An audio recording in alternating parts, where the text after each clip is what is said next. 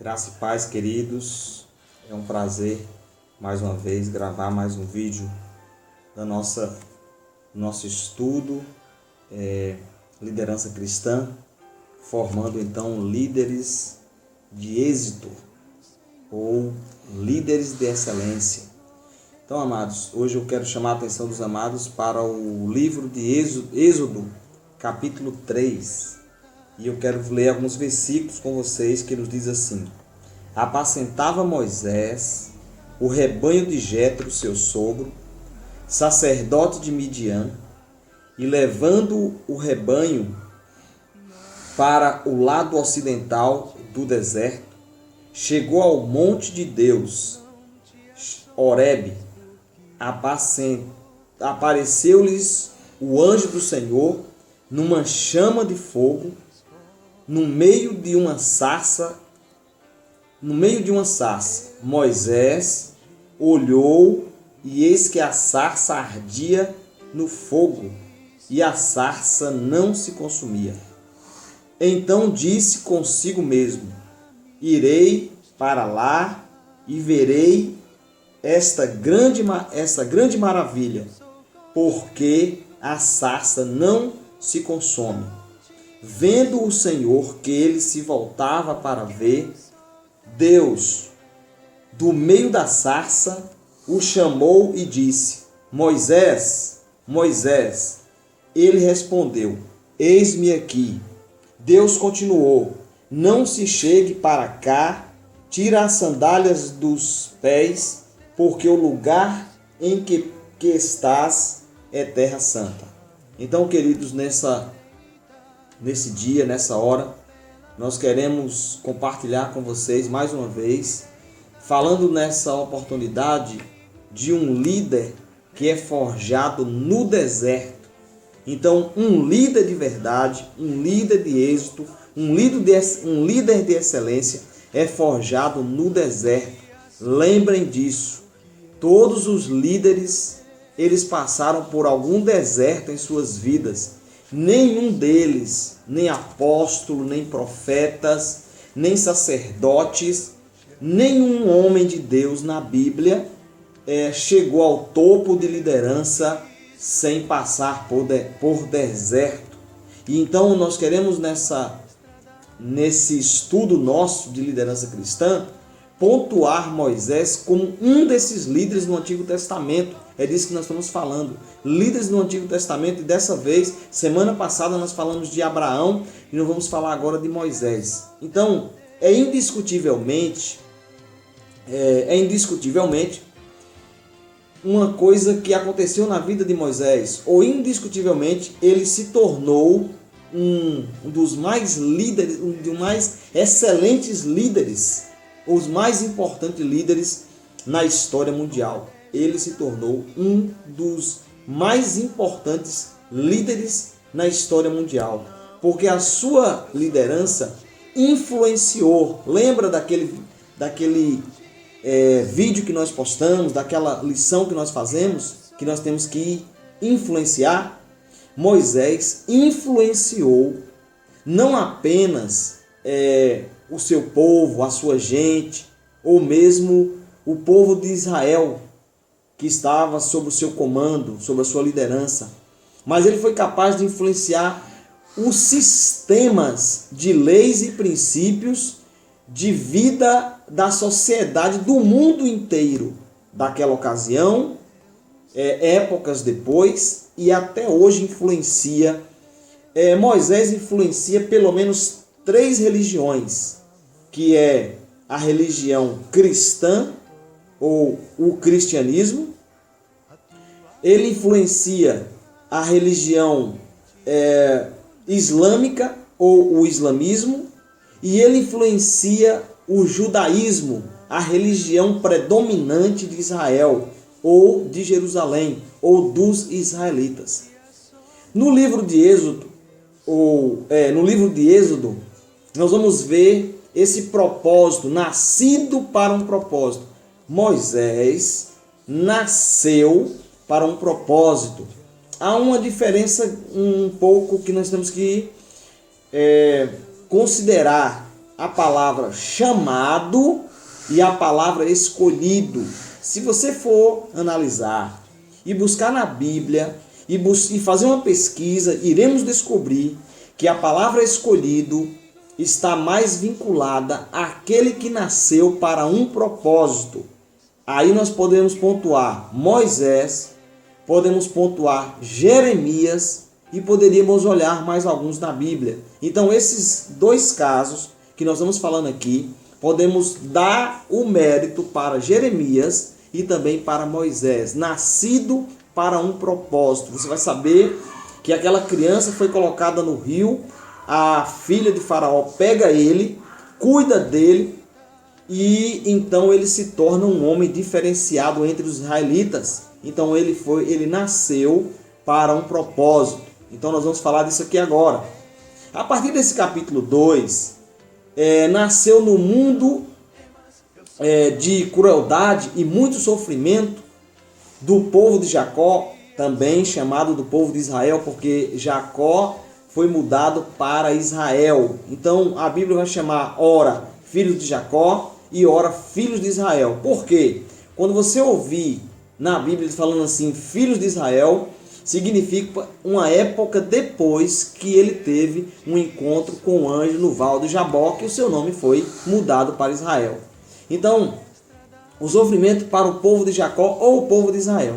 O novo faraó havia esquecido do grande José, que foi aquele que se tornou o governador do Egito, e ele então ele teve uma parcela muito grande naquela época de desolação, em tempo de escassez, em tempo de fome no Egito, e José foi uma peça fundamental em administrar o Egito, administrar aquilo que o Egito produzia,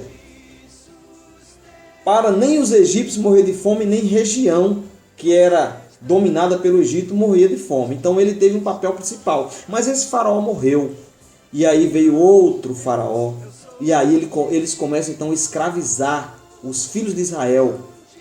E aí então, o que acontece? Séculos depois, a história do povo de Israel muda, e aquele estado de escravidão e crueldade começa a operar no meio daquela nação, no meio daquele povo, a ponto de que Deus então manda Moisés.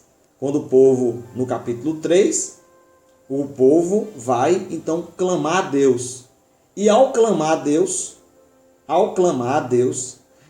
Deus manda Moisés para socorrer o seu povo. A liderança de Moisés forjada na cultura palaciana, ou na cultura do palácio. Por quê? O que aconteceu com Moisés? Ao ser criado pela filha de Faraó, ele então começa a ter as regalias do palácio, ele começa a ter a cultura dos egípcios, ele começa a aprender da cultura e da ciência, de tudo aquilo que tinha no Egito, que os príncipes tinham, Moisés também tinha. Podemos definir que Moisés ele era um desses príncipes do Egito. Talvez não se fala, mas ele era esse príncipe, porque se Moisés tivesse tomado a direção, crescido direitinho ali e ficado todo o tempo no palácio, na cultura egípcia, ele então poderia se tornar um dos reis do Egito, porque ele foi preparado para isso, toda a cultura. Moisés foi, no caso, um homem que foram instruídos nessa cultura, na ciência. E como diz o texto de Atos, capítulo 7, versículo 22, assim Moisés foi instruído em toda a sabedoria dos egípcios e era poderoso em palavras e obras. Então ele dominava a palavra, ele dominava ali o jeito de falar de toda a ciência. Então nós vamos ver que ele tinha essas informações. Vamos lá então. Esse texto que nós acabamos de ver aqui, de Atos 7, 22, é um texto que revela como Deus prepara e treina para a liderança o seu povo. Lembrem disso, que parecia que era algo isolado do Egito, mas Deus tem os seus planos. Lembra que eu falei que ele foi escolhido para liderar? Então, para cumprir os seus desígnios, ele foi escolhido para isso. Deus trabalhou para a escolha. Deus trabalhou na vida de Moisés para ele ser escolhido como líder. E ele preparou para ser um grande líder que foi. Ele precisava saber como funcionava o Egito. Ele precisava saber quais eram os deuses do Egito. Ele precisava saber qual era o que um egípcio pensava, o que o faraó pensava. E então ele foi preparado 40 anos, querido. 40 anos no Egito. Depois dessa escolha palaciana no Egito, Deus tirou Moisés de cena, né? Tem aquela história que ele mata um egípcio e depois ele foge. E quando ele foge, Deus vai levá-lo, ou Deus levou um tempo de silêncio na vida de Moisés. E esse tempo de silêncio encontrou depois 40 anos. 40 anos, lembrem disso. Ele ficou 40 anos no palácio e depois ele mata o egípcio e foge. Então, depois de 40 anos no deserto, onde ele pegou o sol causticante, a areia quente, o suor, o trabalho, aí Deus vai encontrar ele no Monte Horebe, também conhecido como Monte Sinai. Para os egípcios, Monte Sinai. Para o povo de Deus, Horebe, porque Horebe significa Monte de Deus. Então Deus encontra com ele lá, na sarça ardente, né? Na sarça ardente, e Deus então modifica, traz ele de volta, restaura ele, porque Moisés tinha sido aprendido no palácio e agora ele aprendeu com Deus no deserto. Lembra disso? Deus vai te levar no deserto para te ensinar. O líder real e verdadeiro, ele aprende no deserto, não é nas regalias, não é no conforto, não é na água de coco, na rede balançando, é no deserto que um líder é forjado. Lembrem disso, nunca se esqueça que você como líder vai ser forjado no deserto. Aprendemos, a outro ponto, aprendemos através da adversidade. A lição maior que aprendemos com Moisés é que Deus nos prepara para sermos líderes através de circunstâncias adversas. Então vai vir em sua vida, você vai pedir, Senhor, me dá calma. Deus vai mandar um vendaval para você ter calma. Deus vai mandar coisas adversas na sua vida justamente para te fazer diferente, para você vencer nas adversidades. Tudo o que vier como adversidade na sua vida é uma forma de te trazer para o topo da liderança e ser usado por Deus. Lembrem disso. Eu quero pontuar aqui para você algo ainda. Olha só, Deus usa as nossas derrotas para nos ensinar que não importa quão talentosos sejamos ou pensemos que somos, que às vezes tem pessoas que acham que é talentoso e na verdade não é. Então vamos lá. Mesmo que pensamos que somos talentosos ou sejamos talentosos ou pensemos que somos, a Bíblia vai dizer, sem Ele nada podemos fazer, como diz João 15, versículo 5. Eu sou a videira, vós sois as varas. Quem permanece em mim e eu nele, esse dá muitos frutos, ou dá fruto, porque sem mim nada podeis fazer. Você só frutifica como líder se Deus estiver com você, se Jesus estiver fazendo a sua vontade em nossas vidas. Concluindo, em liderança cristã temos que aprender que por mais que busquemos, não basta as minhas qualidades, as minhas habilidades pessoais para fazermos a obra de Deus. Não adianta. Não, isso só não basta. Precisamos assumir o papel de servos e depender de Cristo para a efetivação de nossa liderança. Nesse contexto, são os planos de Deus que devem prevalecer, não os nossos.